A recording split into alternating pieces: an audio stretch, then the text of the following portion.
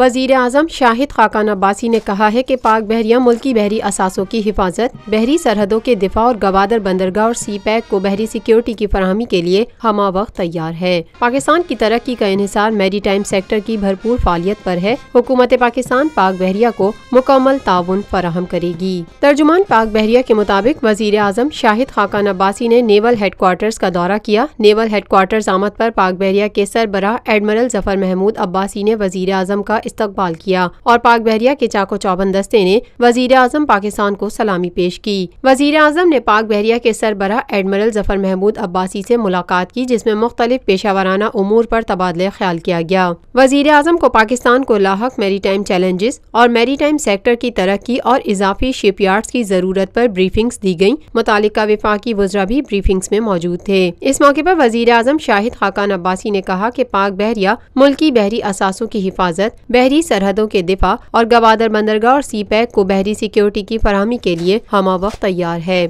پاکستان کی ترقی کا انحصار میری ٹائم سیکٹر کی بھرپور فعالیت پر ہے۔ انہوں نے کہا حکومت پاکستان پاک بحریہ کو مکمل تعاون فراہم کرے گی۔ وزیر اعظم نے کمانڈ آپریشن سینٹر کا دورہ بھی کیا، جہاں انہیں آپریشنل سرگرمیوں کے بارے میں تفصیلات سے آگاہ کیا گیا۔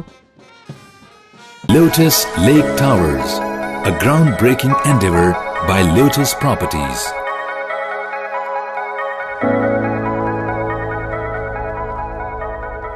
یہ ہے خبر کا جہاں اور آپ دیکھ رہے ہیں TNN TV۔